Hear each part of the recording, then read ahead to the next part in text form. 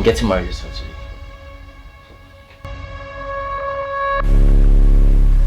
You want to check in? No.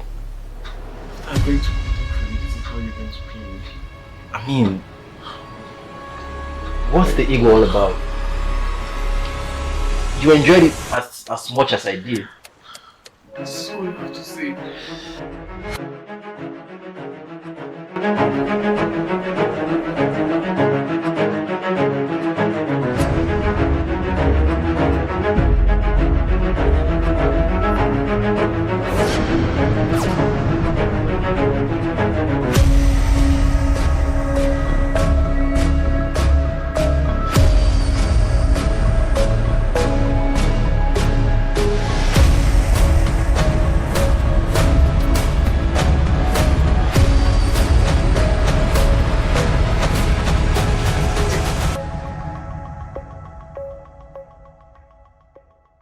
From the director of Broken Rainbow, you guys have watched Broken Rainbow. In case you haven't seen Broken Rainbow, it was an amazing short film that won a lot of awards. Here comes another film called Orgasm from the same director and the same production house. Welcome, Godwin. Please tell us about your new short film, Orgasm. All right, thank you. Thank you very much. Thank you very much.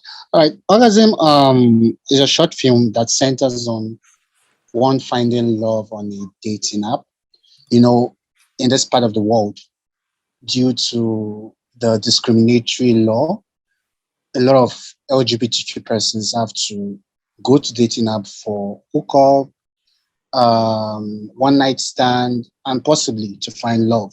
So Orgasm is one of those stories that tells you that you can definitely find love online. But, you know, the crazy thing about love is love doesn't tell you when it will happen. Love just happens at the strangest of places and at the time whereby you can't, how do I put this now? Whereby at the time whereby you ain't even ready for it. Love just happens. So Orgasm is that story that takes us into the world of love on a dating app. It takes us into the world of finding not just love, but finding oneself and also being truthful to your own self. So that is a summary of the film Orgasm. I don't want to add a spoiler, but like from the trailer, we could see that even though we see these two character, I believe one is the main character and the one is the sub character. They are in this romantic relationship where they've been having, I think, sex for more than one time, and then he comes open and says, "Okay, see, I love what we've been doing, and now I'm getting married." Why that twist in the whole story? You know, that is okay. Well, I actually wrote Orgasm last year, immediately after Broken Rainbow. That was the next topic or the next film script I was working on. You know, it's the sad reality of the society. A lot of queer men just in this part of the world going to relationship, and at some point they just back out with the mindset that um, being gay is a game, it's a feeling, it's a phase. So they just like, and whatever I'm having now is just for the fun of it. So I just have the fun for now, and then at the later on I'll just get married and then forget about you. So that was what I was trying to portray with that entire scenario. I was trying to make us understand that despite the fact, sorry, I'm trying to get my head around one or two. Despite the fact that we try to lie to ourselves that this is who we are, you know, a lot of gay men are actually trying to be bi. A lot of them in this part of the world are trying to be bi, and it doesn't work. At the end of the day, we end up giving. At the end of the day, we end up. Well, I'm trying not to be emotional right now because August is still part of my story. But I was in love with someone, and at the long run, the person was like, "He's getting married."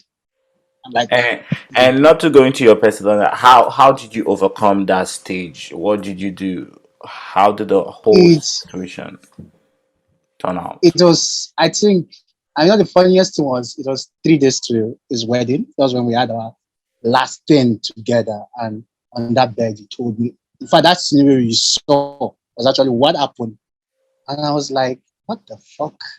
Like, we've been together for like 5 years. And then you just woke up one day, told me you've gone for a traditional marriage and you're getting married that Saturday. And we are meeting on a Thursday. I mean, 5 years of relationship just like that, gone down the drain. It doesn't make sense. So as human, I was devastated. I was not only devastated, I was angry with myself. I was angry with the society. I was angry with the community. But love just came in the way and I just had to let it go. I just had to forgive him so that I can live free and be okay.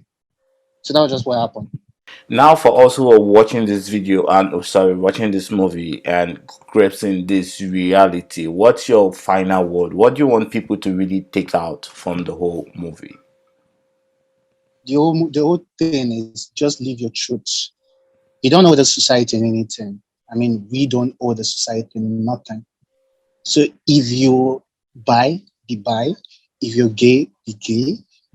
If you want to get married at the long run, before getting into a relationship, at least have the simple decency of letting your partner know that, okay, at some point in my life, I might want to get married to a woman.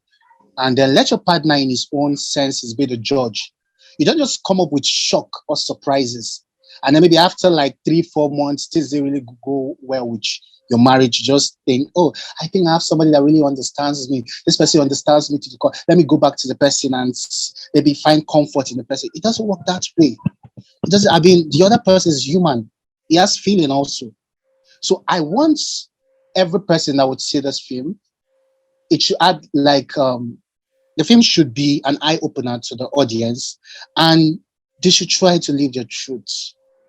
That's just it. We should all just live our truth. That's amazing. But let's go into the production aspect. How was the production and the filmmaking process for Orgasm? It was very tiring and stressful as always. After Broken Rainbow, we had some links, which was beneficial to some extent, but not to the funding part of it. So getting funds down for this production was hell. Because when I met up with some persons, even some community members to project the project to them, they were like, if I'm putting my money in this, it won't come out. It's a normal thing in this part of the world. It will not come out. So they're like, I can't really do that. So I had to source for fund. I was meant to shoot the film in November last year. But due to the lack of fun, I was like, I can't wait. So I had to slash down the budget, see how I can cut down on some things, see the possibility of me meeting up my targets. Because the story just needed to be heard. People just need to hear the story. And I really needed to do the story before Pride Month. So during the production, actually the guy that acted the lead was not meant to have the lead. The lead actually bailed out of me on the day of the shoot. Wow. Now imagine how terrible it was. On the day of the shoot, the dude switched off his phone, did not answer. As in, I tried reaching him online. I couldn't. It was devastating. It was really devastating. So I just had to I just had to put a call to this to my ambassador. I was like, dude, you're gonna pick this up. You own this right now. And the dude was like, because he was already familiar with the script. It was like, director, how do I go about it? I was like, I trust you, can you do this? So we got shooting and it went on for like 3 to 4 days. The location we used, everything was just went on fine. And at the long run, when the film came out, we were glad that Gay Initiative actually saw it as a befitting project content for their platform. So it's after the rain comes the sun. That's really amazing. But let's talk about the guy who built. Why do you think your lead character built on you? Especially in Nigeria where we're making queer LGBTQ movies. Don't you think maybe fear? Do they have a form of protection? Or how do you go about this, especially with actors? Actors can be recognized and they could be attacked for the role they play in most of these movies. Yeah, we always put that into consideration. As a production house, we always try to put that into consideration. I do tell my actors that before myself, I always put them first because they are the first people that people would see. And that's why I try my very much best to make sure that streaming of the films are out of the shores of Nigeria. That's why I always try to make sure that it's out of the shores of Nigeria. And even though it comes down to the shores of Nigeria, I always try my best to make them understand that if you want to take risk, you need to take it to the fullest. So I bring you that this is the dream, this is the mission, this is the vision, this is what we want to do. I have already given up. Like I, for one, whatever they want to do, they should do it. I don't give a fuck. Because this story needs to be aired. I have 1,001 stories that need to be. Okay, now the thing is, after Broken Rainbow, when Broken Rainbow's trailer actually came out,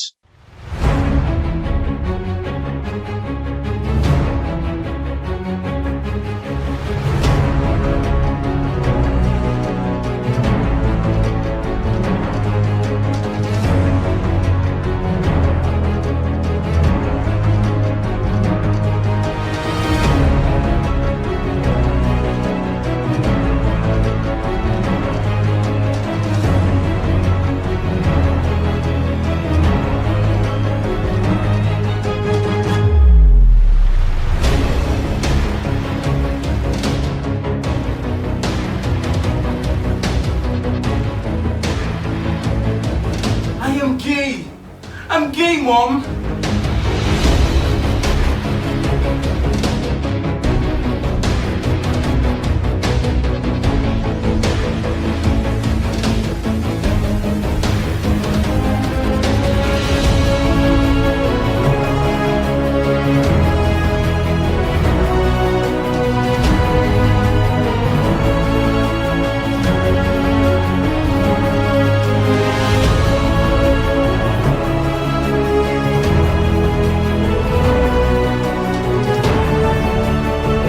Love will always find me. You know why? Because love is love. And love is a beautiful thing.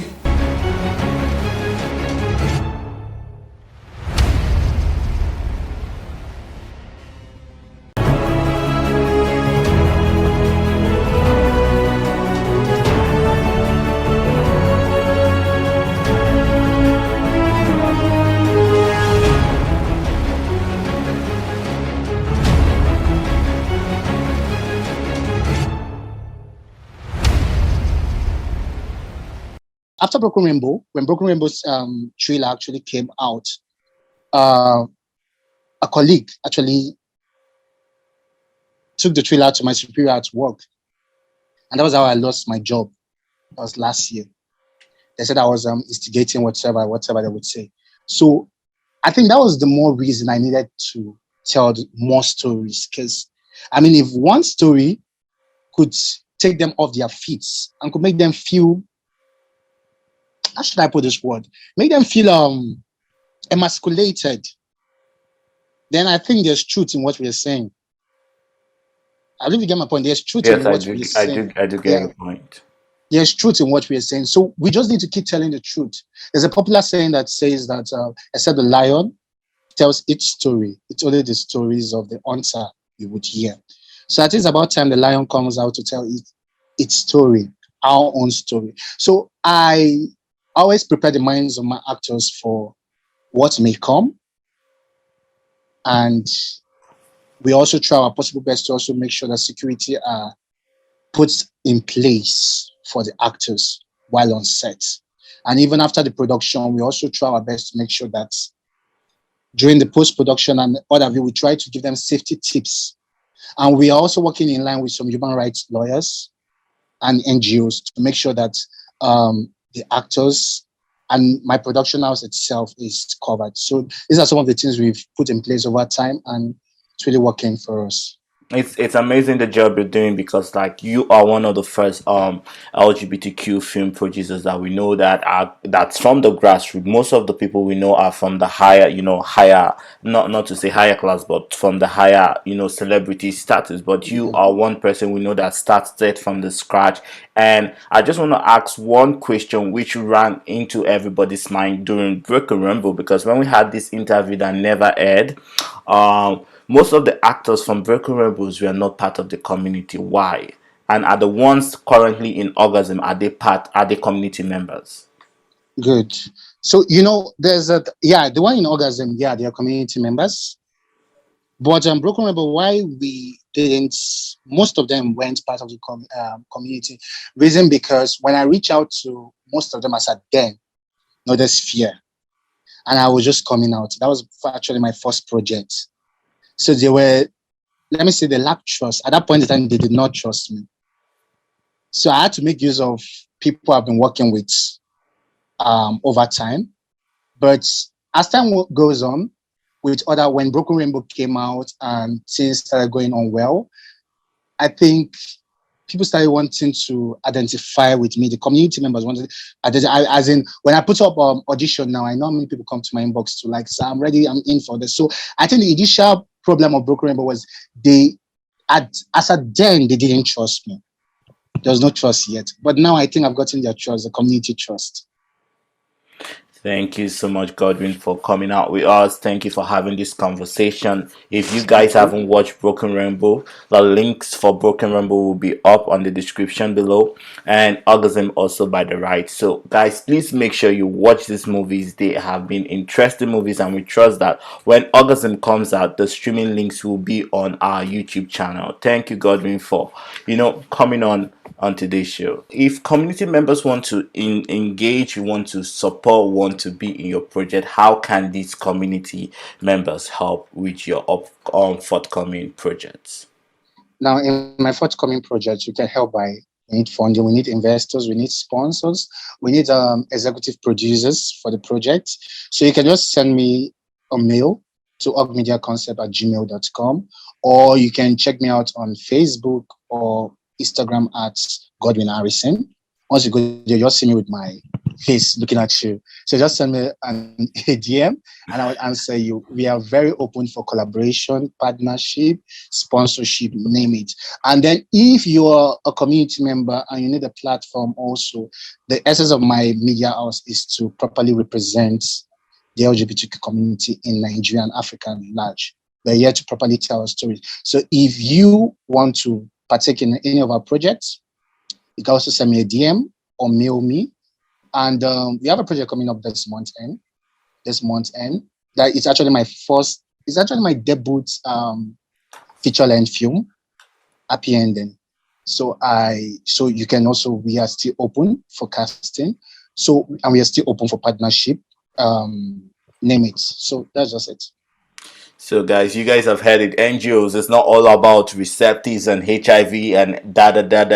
This is one way you can collaborate with the production house to provide workshop for LGBTQ members, reducing the rate of poverty and homelessness, and even criminal activities in our community by giving people a workspace. They say it's an I do man is the devil's workshop. So don't be an idle man if you're an actor. This is one avenue for you. If you've always wished to act, Godwin is here to help you with your acting career. If you always wanted to invest in movie, this is one form or one place of investing. You can invest, let's say $1, $2. You may not get it immediately, but you know that you've been part of something that is making a difference, and one day when it grows, you become part of a huge and a growing company. So thank you, guys. Keep on watching. Make sure you check out Orgasm. Make sure you reach out to Hug Media Concept. Hug Media Concept, and peace out.